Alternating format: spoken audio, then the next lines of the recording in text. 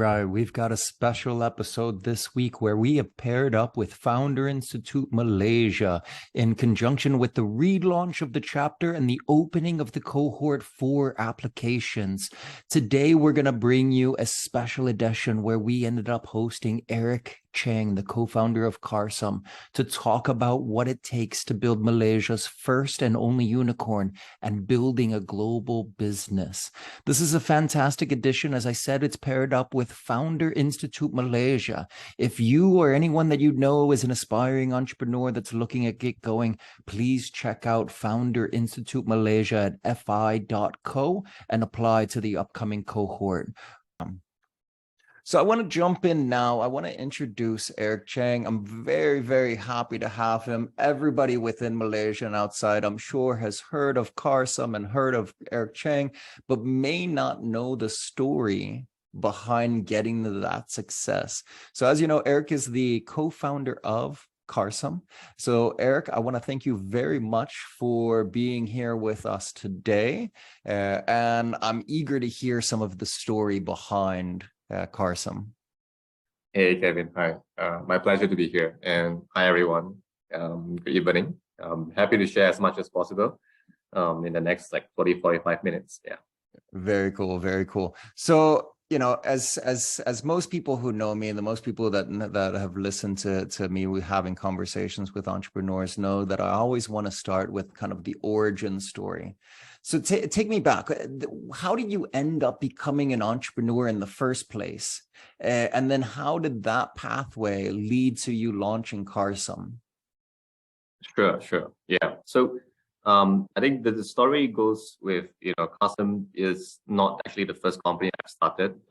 Before that, I tried my hands on probably 3 different ventures. And the first one go way back to when I was still studying. And I was interested to pursue a business where eventually we landed on an idea to start a offline magazine that goes distribute around to the neighborhood to share you the latest information, promotions on your neighboring restaurants, launches, and so on and so on. That didn't go on very well, I suppose. It was live for a few months and we shut it down, but it was my first taste of being an entrepreneur. And I think subsequently I went on to, started getting my first job, eventually acquire a lot more learnings and experience. And that's where I started to have the idea to also pursue a game to be an entrepreneur, start my new venture. And the second one was a digital network, which remodel the things that I have done in my work with the previous firm. Went on to launch a ad network that consolidate ad inventories across the world, but with local IP, local traffics. And that company was launched for a year and eventually I sold it off very quickly. So it was, considered a successful one. And then I went to the third one, which is a mobile game studio. It was a time where app was booming and I myself like gaming a lot. And I thought that, could follow my passion and do something that I really like. But turns out I'm good at playing games, but less on creating games. So created 2 games and didn't really go on to think about the third game. And I think collectively, all of this experience kind of gave me some learnings, especially when it comes to starting a company, finding the product market fit, and thinking about how to scale with your initial team, right? So that entrepreneur spirit never go away. It always stays in my mind. So even 3 times trying is, and still get to find a charm. So which eventually the 4th, which is Carsome. We started that in 2015, and the idea was discussed back in 2014. Even myself and my co-founder JT. So both of us were ex-colleagues in our previous firm, and we were discussing about opportunity to start a business. And we wanted it to be, this time around, disruptive in a sense where it helps solve a problem that we see in the market. But more importantly is the market is being, waiting or dying for the disruption. They wanted things to change, and they're frustrated with, how things are being run in the past. And we wanted that to be the sticky point on the next company. If you're going to create, it has to be something that tackling real pain points that the people or the customer or the users would face. And we thought about a couple of opportunities, of course, right? And that's how we eventually land on Carsome. Originated from a lot of the personal experience from our friends and families. We heard a lot of horror stories. And we know that within the used car market, it has always been lacking trust, lacking transparency. And people are just afraid to go into that, go into the unknown. And we basically do more research on that idea to see how we can provide a sound solution. And of course, as technology, as we know it, has always been the one that's able to provide transparency, provides more of a seamless way of doing things. And we thought that would be the way we want to shape Carsome future to be. And of course, from there on, once we found the product market fit, things start to fly, and we become where we become now. Okay, very, very interesting. So in the early days when you're getting ready to launch, did you learn any main lessons from the prior companies that you were at? Were there any sort of like lessons learned to like overcome those initial hurdles in the initial launch phase? Yeah. Definitely, right? Because if I recall how I went on to start the first 3 companies compared to Carsome, I think the main learning that we have, or myself especially, gotten is you can't just start based on an idea. It starts with an idea, but it has more steps to consider before you go on to shape it into a business or a product rather. And I think that was an important lesson that we learned in that process of starting a few companies and then coming to Carsome. We know that there is a pain point, so the idea of finding a right solution to tackle that is going to be what we would pursue. But even after knowing we have a way, a service or product that we can provide, we went on to do a lot more research, more surveys to understand if this were to be launched, and we interview users on this product. How can it help you? Would you use it? So we capture a lot of feedbacks when it comes to talking to the target customers, right? People who has the need to buy and sell, or in the previous where they have experience. And I think those things shape into more a solution where eventually, when we first launched the 1.0, it gets closer to the product that the customers are actually looking for. And actually, even the first day when we launched the business or the platform, it took us a few iterations before it get to a point where it start to scale. So my thought over here is, I felt a lot of learnings has been captured in a sense where idea alone itself is not enough. You have to take a lot more steps to consider the different parts of what you're offering, what is your target customers, and how you plan to scale it. And a lot of things in between, including the team itself. And I think more importantly, the timing too.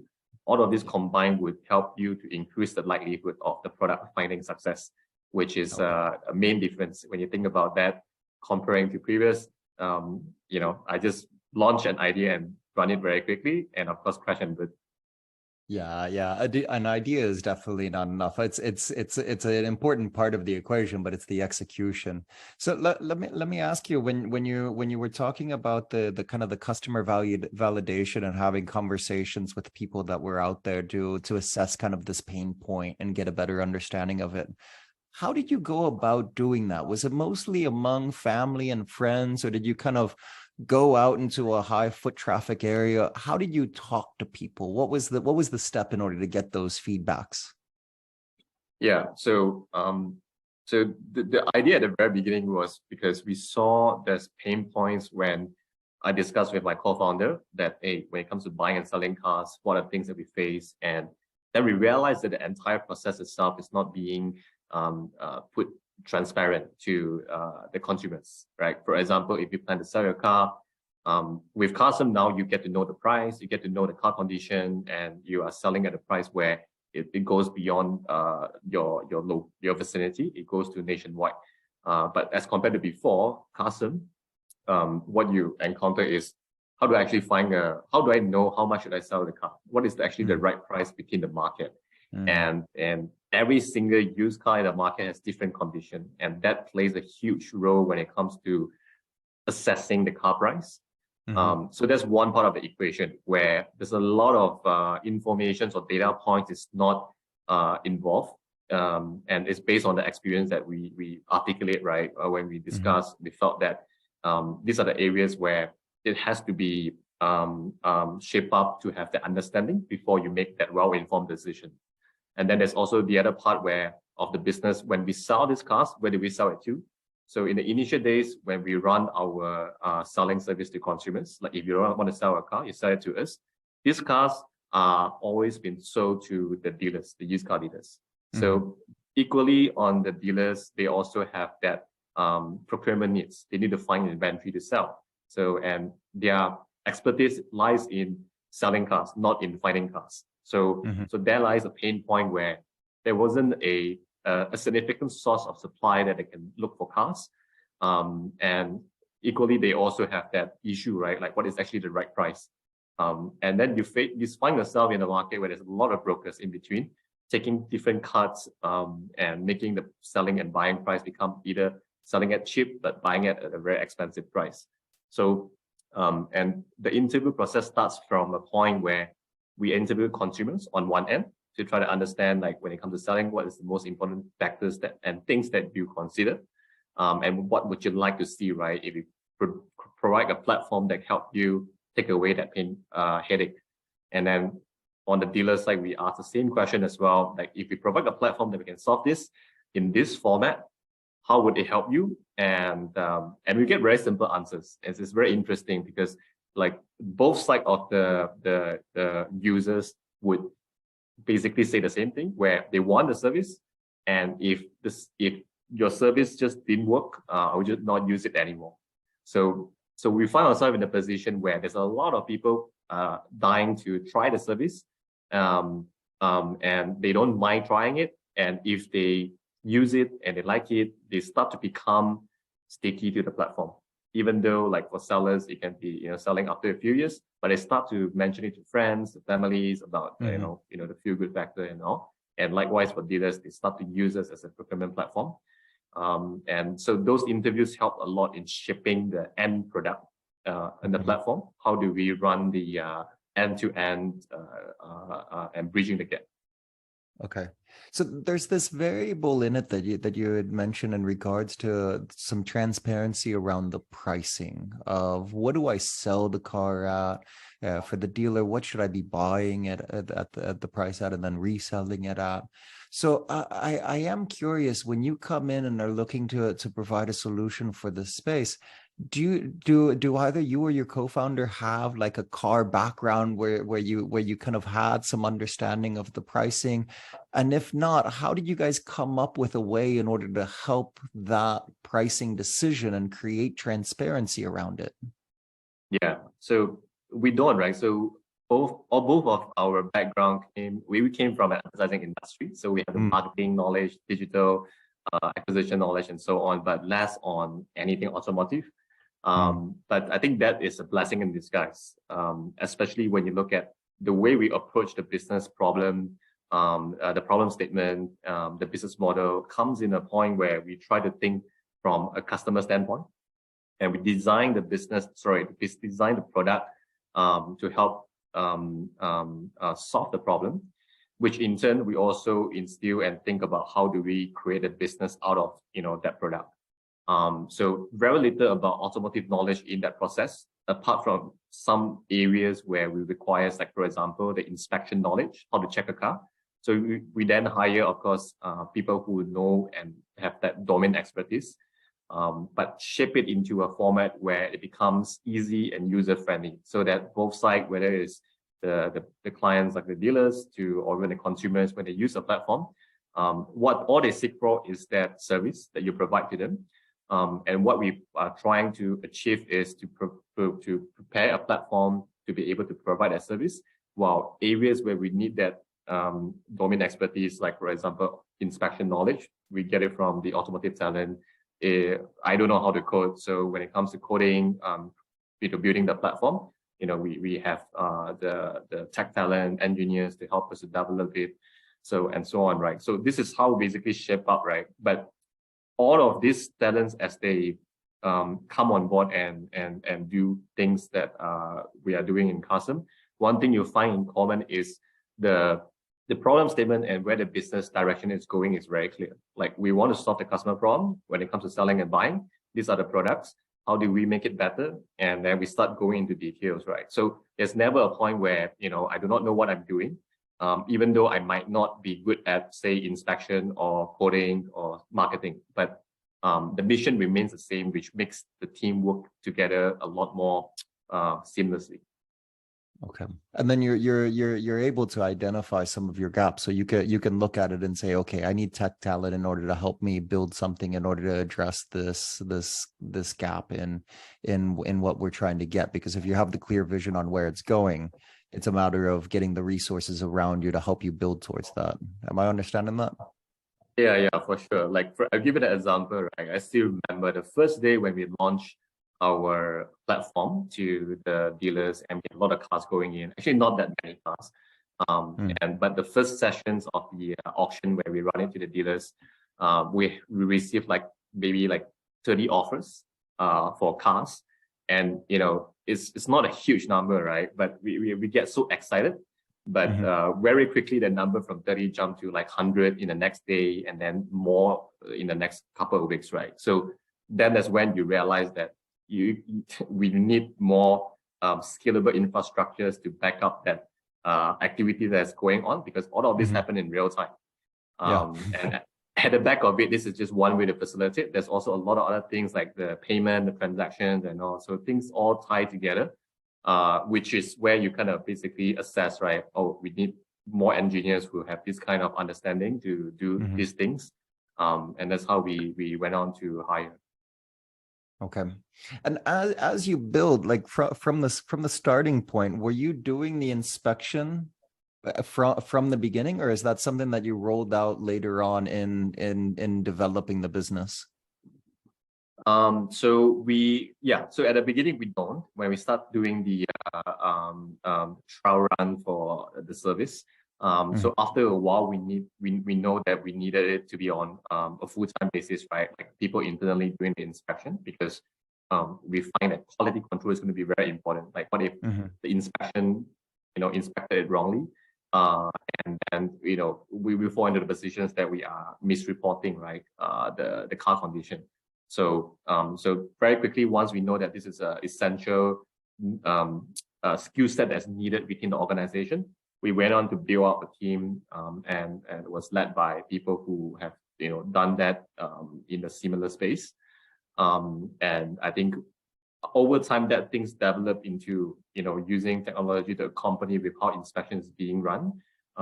Using, especially for example, right now we use image recognition for some of the things that we do for the car inspection.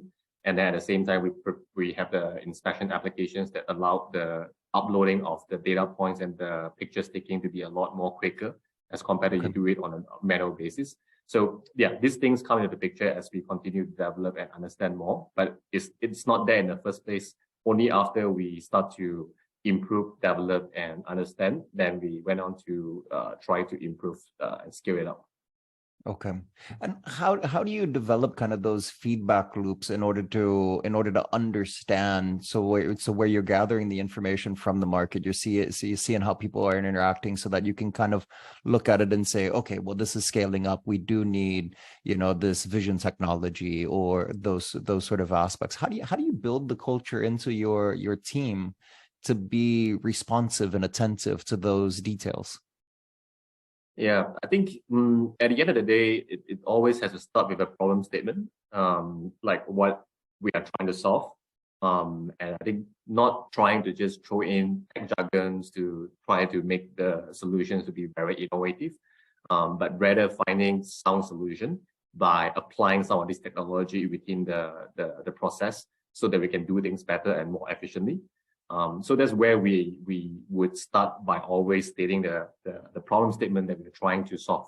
What is the end outcome we try to achieve, and what's what are the solutions and what are the alternatives that we can consider and explore before we go on to start developing it. So that is like the whole PRD, right? Like how you develop products, gather the requirements, to really understand. And it cannot be done just by one single department. It has to be done in cross-functional team, right? Like business team has to be involved, product team has to be involved.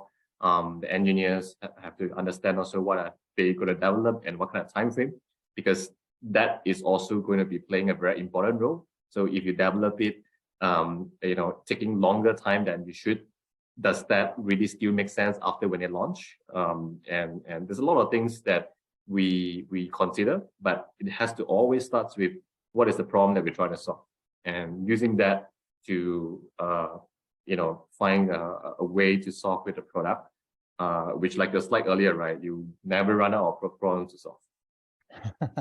How when you look at it as an organization, that kind of problem statement, how has that evolved? Is it something that's a bit of a moving target, or does it just kind of break down into smaller problems as you evolve? Yeah, I think the business has grown so much, right? Like so far, I only have been talking about one side of the business, but since then, like we've been around. Like this is the 8th year. We actually have like 8 companies within our ecosystem. So the core being buying and selling. From starting point where we help people to sell car, we also extend to buying now in the last 2 years. And that has been really driving force of our revenue, which is like about more than 30% of the total revenue so far. We have like car list that does car listing. We have automotive content portal called Wapcar. We also have our own financing arm that does financing and insurance, and we just launched our after sales, right? So I think a lot of this we take step by step to go there to achieve and think about what's the next thing we want to offer to complement the ecosystem. And a lot of it also involves not just product, what kind of product to be offered in that, but at the same time, what kind of team, what kind of services to be included. How do we overlap it and create synergies in between? Like if you talk about buying and selling cars, there are about 60-70% of people who would at the same time buy a car and trade in their old one. So there's 2 activities that happen at the same time. And 90% of the people get financing when it comes to financing, buying a car. So when you think about how we proceed with the product, of course, in the very beginning is very, directionally just one thing we try to do. And we do that well. But as things develop, when we have so many companies now, so many different platforms and services, we starting to find ourselves to have different product teams, with different goals, respectively, but also with one single common goal to blend all of this together as a shared services across all, which things get, of course, a lot more complicated and more discussions involved and all. So hence, like the whole cross-functional discussions has to be really fluid in order to achieve that. But I think we benefited from us not having all 8 services at one go, but adding on one by one, which makes it slightly easier for us to navigate and execute. So and in that sense, that's how we run the product, right? Where we stitch it one by one, but not just over stressing ourselves and doing everything in the first year. So let me ask you on that, because I think that's a point that a lot of entrepreneurs struggle with, because there's this tendency to want to offer a lot of solutions and kind of stack things together, start with the all-in-one, whereas what you're talking about is kind of the staging, add one more. So when you're making that decision, so like if you flash back to the first time that you added another line, how do you make the decision? Am I ready to launch another product line? Am I at the stage to where I can extend myself and be able to accomplish this? And as well, oftentimes there's multiple options of what you could do if you are going to add one on. So then how do you decide? Take me through some of the logic and how you approach that. Sure. Yeah. So I think in many ways, like in Carsome, our DNA is we are always be very data driven. And I think it starts from the very first year, right? So take for example, if you ask me at the very beginning, have we thought about creating an ecosystem like how you see Carsome today? Actually, we did dream of having this already, maybe not in a similar manner, but a lot of the components that we have today has been the things that we want to pursue. But at that point of time, we didn't really go on to do everything, but we start off with the selling service simply because we know that used car market has been very lacking in transparency because of one biggest issue with no data points available in the market. Like no one knows what's the car price, there's no car historical record, so you do not know the condition and so on. So it makes it hard, right? And we know that is a problem that exists, which what is there a way for us to actually obtain the informations? And then we realized that yes, we can go on to start doing a buying service or selling cars to consumers, but we can choose to also do this selling so that it can give us that momentum and start to gather the understanding on not just inspection, the know-how, but also start providing us the data points on the pricing and even the supply and demand in every different cities and different model. So we took it in a very step-by-step manner where from day one, yes, there's a goal that we want to get to. We want to become the largest multinational, a big ecosystem that do buy, sell, finance, insurance and everything. But it has to start off with the sell because that gives us that technical knowledge, the data. And in turn, when we build the numbers, we have the infrastructure to support. And that's something that we can extend when we launch the car buying service. Because we already know how to check a car, which means we know how to recondition and where to recondition. We know the prices pretty well. So we know what kind of price to acquire and what should we sell it for. And that technology that we have behind also, a lot of it has an overlap to the buying business. So with the data, with the infrastructures, and with the numbers, the supply in the market that we now have, the last thing is just really the team for us to, build us the way to get to that. And that's what we have done over the years is to have this end vision that this is where we're going to get to, but we need to first get the first part right and then move on to the second one once this part is stable, because we want to make sure also that, it won't backfire and then we have to fall back to the first one. So we always build on a foundation where we can continue to leverage that to build the next phase, the next phase, the next phase. Which is interesting, right? Because I feel that this is an approach where you have big dreams, but you start small and you take really good steps to understand what kind of scenarios you're trying to map for your team and your business. Utilizing that to also understand if, let's say, this scenario, when you execute, it doesn't work out very well for you, you can almost quickly have another backup plan prepared to fall back on, which, I find it very useful and helpful. Okay, that kind of sounds reminiscent of the I think it's like the Bezos quote of doors that you could that are one way versus ones that you can come that are revolving, to where having the backup plan if something doesn't go your direction, having that kind of that plan. Yeah. I think especially true because without that, I think we won't survive the pandemic. And I think where we are right now, the market is also, we are facing a valuation correction, right? For tech companies, you need to be able to anticipate and understand that, with different plans, how do you think about which is the right plan for the right moment? Sure. So let me ask you as well. At what point did you pursue the first international expansion? At what point did you go outside of the borders? Oh, very quickly. The second year in business, we went on to expand. And so 2015 was the year we started in Malaysia. In the 16, we went to Singapore. And about towards the tail end of that to 17, we expanded into Indonesia and Thailand as well. And I think the idea is very simple. Like when we built this company, we know that the problem statement that we are trying to solve with our solutions is very similar to the country that I just spoke of, maybe barring Singapore, but in Indonesia and Thailand is very similar. And because of the opportunity for us to be able to do this in other countries, I think that would be something we want to pursue. And it also provide a lot more upside for the company when it comes to the potential, when it comes to the market size, valuation. So, Sure. so that was what we have decided to do almost very quickly. Okay.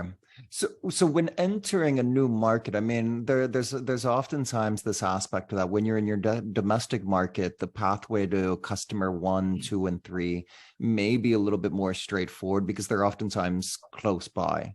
But when you enter into a new market, how do you get those initial customers? What's the pathway? What was your strategy? So, what I believe is, when you're operating in Southeast Asia, especially, if you are an entrepreneur from Malaysia, you'll find that Indonesia and Thailand has very similar market dynamic. Yes, there's different culture, a slight difference in terms of language maybe, but at the same time also, even like income level and all is quite different as well. But you still observe towards certain extent most of the things that you develop in Malaysia, if you do it well over here, you can actually replicate it very quickly in other countries with a few localization in your product, your tech, your marketing. So especially at the very beginning, I think with the benefit of operating in Malaysia, we have an operating playbook that we can replicate to other countries. So we know how to set up a team. We know what is required in like when it comes to acquiring users and all, how do we do that? Whether it's through online and what's the right copywriting the message to send out. What we need is a local team that helps support that understanding on how to navigate some of the nuances, which is little things that really matters, but maybe to the Malaysian eye or in the Malaysian market, it doesn't really seen as important, right? So I think these are the things that we have done well when it comes to expanding. Is we have managed to have that operating playbook coming from a home market.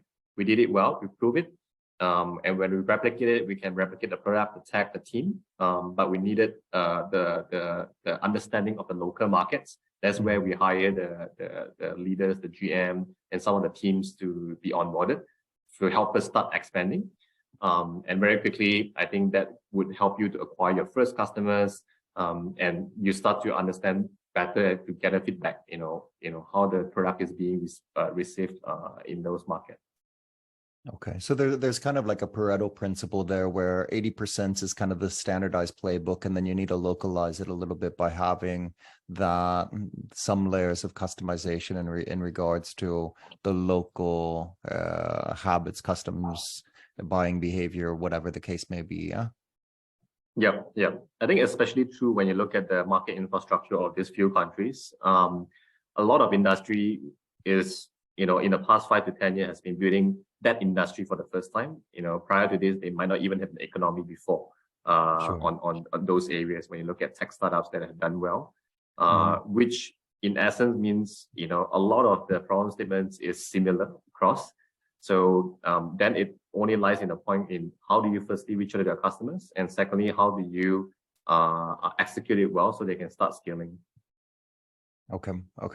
So you went for this international expansion very, very early in to the life cycle. So I am curious, as you're building it up, you're launching new products, you're expanding internationally. At what point in this journey did you say, I need external funding? At what point did you end up going to raise capital?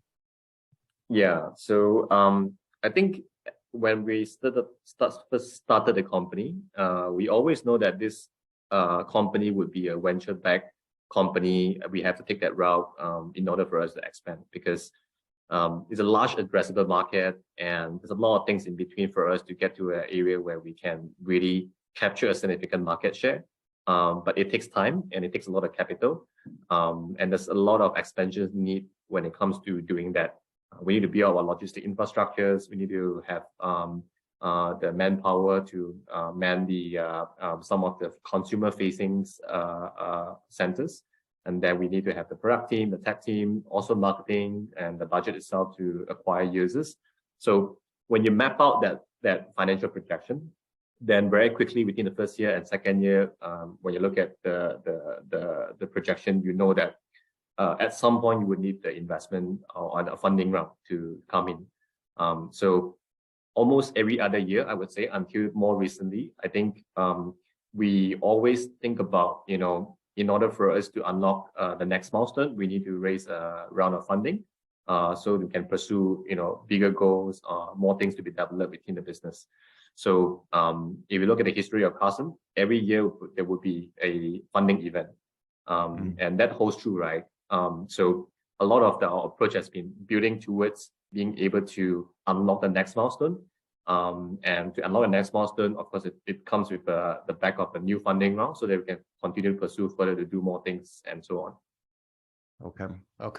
I'm a little bit curious, and maybe there's not a straightforward answer, but because you've gone through a number of different funding rounds, are any of those rounds easier than the others? Is it hardest to raise that first round? Does it get easier over time, or is it all hard? Yeah, mostly all hard. But the hardest and the most memorable always will be the first round, the seed round that we have raised. Okay. And there's like 9 months in the business when we raise our seed round. There's not a lot of money. It's only $350,000 compared to all the subsequent rounds that I've raised, right? So, sure. But getting that round done was extremely painful. I was coming from a background where I have no understanding of, who are the VCs to talk to, what is their contact number, how do I get to them, So there wasn't a network that exists within my phone book or network that I can get in touch with.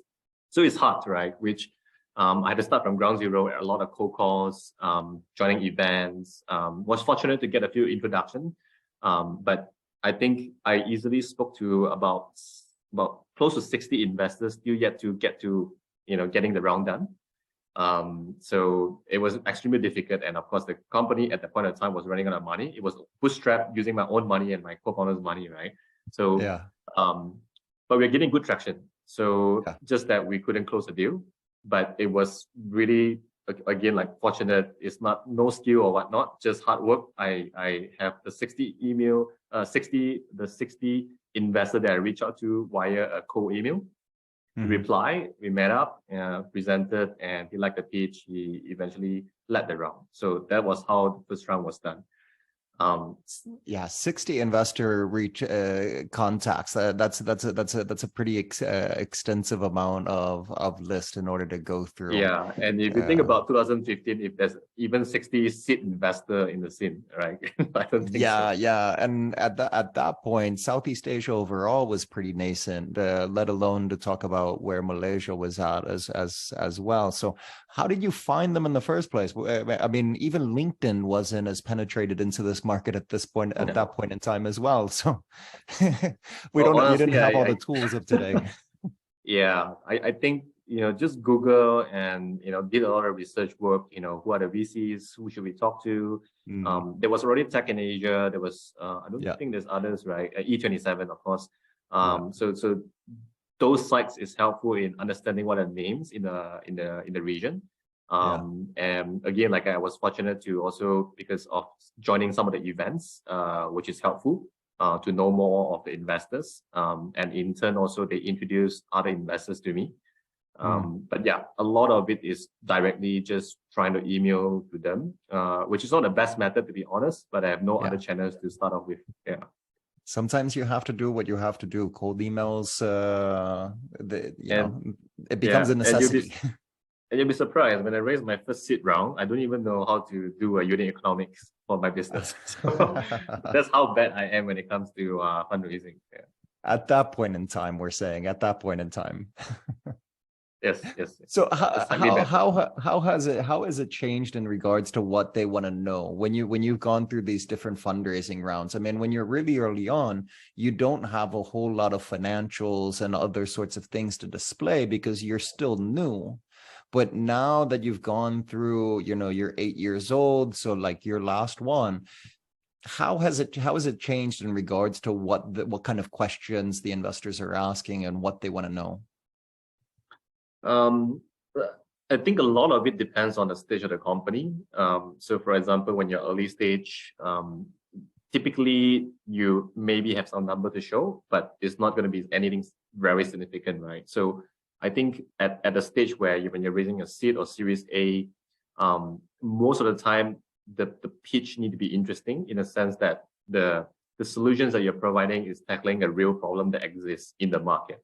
And how do you validate that? I think is through a lot of customer feedback, a lot of surveys towards the market that you're operating in.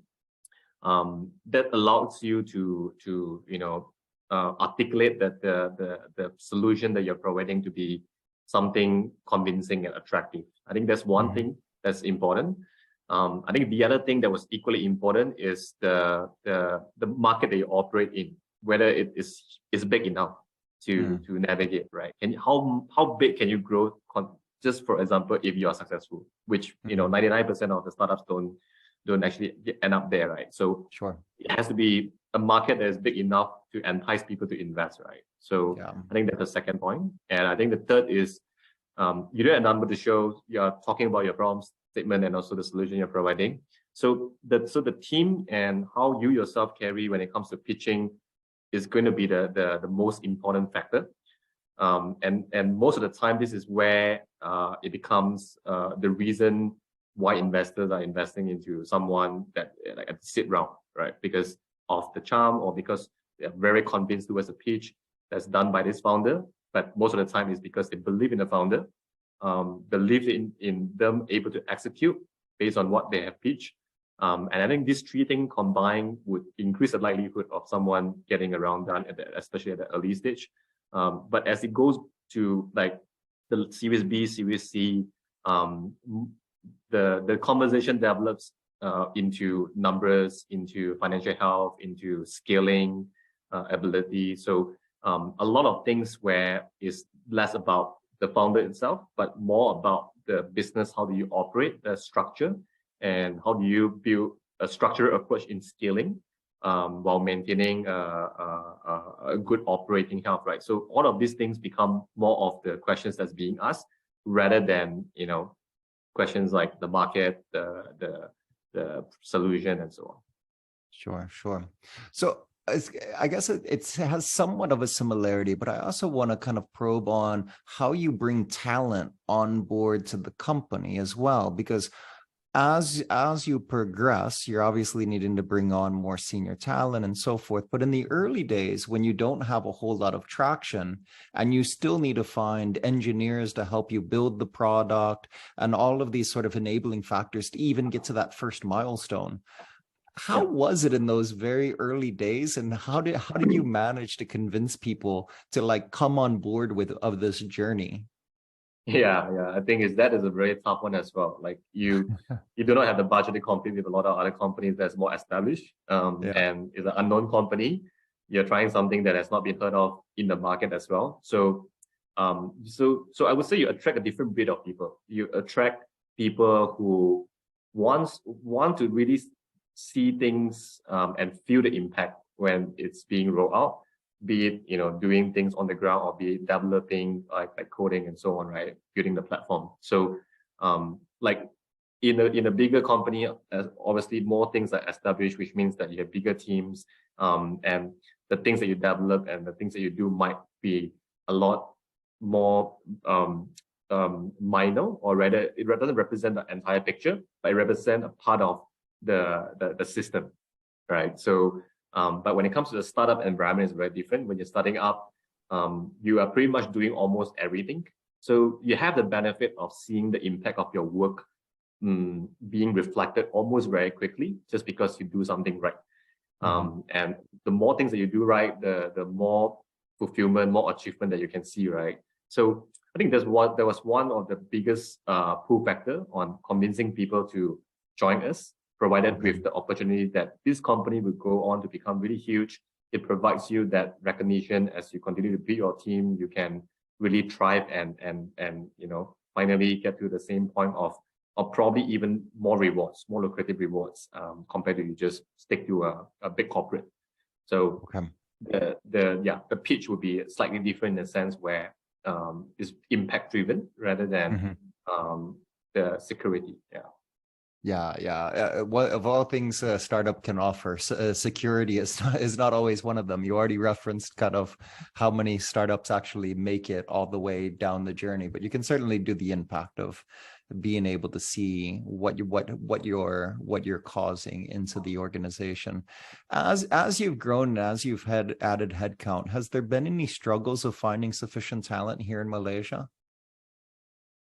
Malaysia always has good talent. Yeah. So Malaysia talent is one of the best. And if you travel around, you meet different people.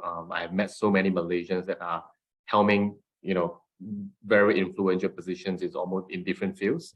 Now, the problem that we face is, most of the time Malaysians lack the exposure of, going to other markets to experience what is the change, how do they operate differently. And I think that is one of the biggest difference, right? Where I even see myself, when I was working in Malaysia, yes, I have one or two chance to travel abroad to have meetings, but only until I started Carsome, then I started to expose myself to the how things are being operated in some of the other different markets and what kind of learnings I can capture over there. So those exposure helps a lot. And that's where I felt Malaysia talents are great, but they need more exposure. So that's one of the thing that I always also pitch to the employees within the business and incoming ones is that you're able to provide the exposure and it helps you level up, and you don't even have to really travel abroad because we are already doing a regional work and we have captured the learnings along the process. And now that we can transfer the knowledge to you, which is going to be even more impactful. Yeah, I would definitely echo that exact sentiment. I think that there's a lot of very strong, talented entrepreneurs and talents across the board in Malaysia. Out of curiosity, one more question, and then I'm going to move to the Q&A here. If you were to give a piece of advice to a startup founder that is just getting started out, what piece of advice would you offer? There's a lot that's important, to be honest. But I guess I'm probably the least likely person that you would imagine to be a Carsome CEO, right? Or founded a company like Carsome. So there's a lot more people that you would imagine that with better track record, better background to be able to get this done. So I think having that perseverance is going to be very important. The perseverance that keeps you moving and keeps you finding improvement solutions to tackle some of the things that you are facing on a daily basis, be it on a business, be it on marketing, be it on something else. I think that relentless pursuit of trying to solve problems is something that's extremely key to be an entrepreneur in this process. Okay. Now I'm going to jump over here to some of the Q&A that's come in, and the one here on the top of the list is: were there any issues with regulations as you were getting ready to go or entering into other country markets? There are oftentimes some regulations issue involved when we are expanding, because we do not know what's the thing that the local regulations or the environment looks like or operate, right? So we have took some learning from the early days, and of course from there we start to understand that we require professional consultant to help in certain aspects, so that we are more well prepared when it comes to opening a new market, a new city even, and what are the things that associate with that, right, to make us comply with the regulation. So that's something that's important in order to really seek that advice, so that it doesn't really hold you back when it comes to, doing what you want to do. Okay. Here's another one that's top of the list. So when talking about how ideas are great, but it's certainly the execution, there is some intellectual property around the ideas, whether it's the brand, whether it's processes, whether it's some of the technology that's backing how you're operating. How do you go about trying to protect that and amplify the value out of the IP that you create? Yeah, I mean, of course, there's a process where you could trademark, and that's how you usually might protect your ideas. But to me, the best way is still to be able to, keep improving and keep being the best rather, in providing that technology.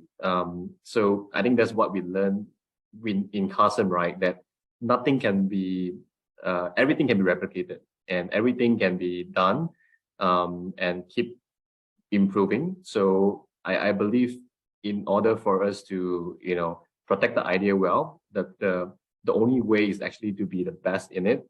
That which means you need to keep improvising, you need to keep reinventing the wheel, and I think that helps you to build the moat instead. Okay. A couple of more quick questions here. I realize that we're at about the time mark, so please let me know if you have to jump for another call. But here's a question that's asking: has Carsome ever faced a near-death situation? You always hear this startups experience these near death if you haven't succeeded until you were on the brink of death.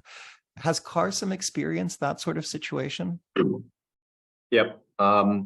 Recently, like in recent years, not really, because we're a lot more established, right? So it's hardly a near death. But in the earlier years, like maybe the first 3 years, yes, there's always a lot of this near death situation. And what are these near death situation is, does the company have enough cash to survive the next couple of months or so? And I think those things are scary, of course, and that's why we did everything that we could to make sure that we don't go back to that situation. I think it's just really having enough scenarios, having plan to alternatives, right? How are you going to overcome it if that's just say when it comes to that time, you do not have the flexibility to continue. How do you activate the next plan to be able to conserve cash and so on, right? So I think the plans need to be conceptualized in a sense where you are prepared for different type of scenario, which would help in salvaging yourself from a near-death situation. Okay. I'm gonna take two more of these questions because I know that we're out of time. I guess the first one is: was Carsome the first name that you came up with? Yeah. There's always the question around like coming up with the name and putting it out there, and then what do I do? Yeah. I hope you like the name Carsome, but it's interesting, right? We actually thought of a few names, and in that process, Carsome was one of it, but it wasn't our first choice, and we didn't have a first choice either. So we just sleep on it and think, okay, let's just keep thinking, and see what other names we can come up. But after 3 days, the only name sticks is Carsome. And it was very fortunate as well that when we searched for this domain name, it's still there for all the countries that we're in, barring one, but eventually we got it. So that's important, because without a domain name, it becomes almost, you can't do much, right? So I think that's one of the reasons we managed to pick it in the end. Okay. And the last question here is: what are your thoughts on partnerships or bundling of services with either other companies, channel services, your own services, in order to create kind of value-added bundles? Yeah, for sure. Like if you look at the last many months to years, we always run collaboration. We announce it. We do always believe in partnership.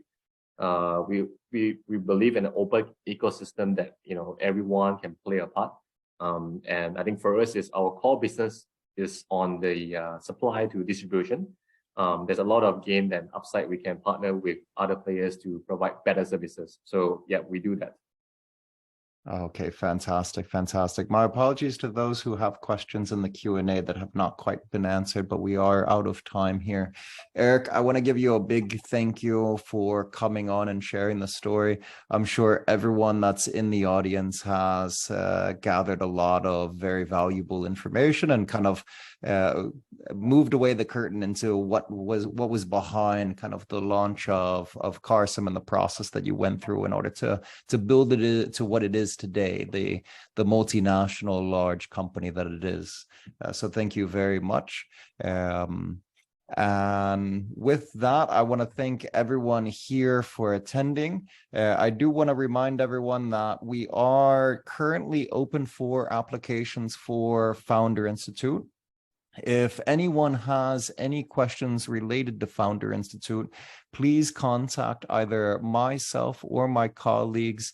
You can catch me at kevin@indelible.vc, or you can reach out to me on LinkedIn. Again, if you have want to learn any more information about Founder Institute, you can go to fi.co. Eric, thank you very much again. This has been fantastic. Yep. Thank you, and good luck to everyone. I hope to also be able to share more in the future. Yeah. Have a good evening. Okay. Thank you, everyone.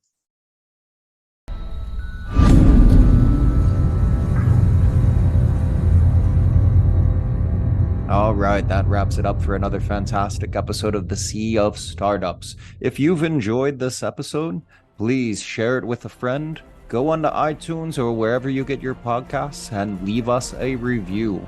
It's the best way for us to get discovered and to have these startup stories reach a broader audience. If you have any suggestions or would like to get in touch, you can email me at kevin@indelible.vc. As always, I'm your host, Kevin Brocklin from Indelible Ventures, and this is the Sea of Startups.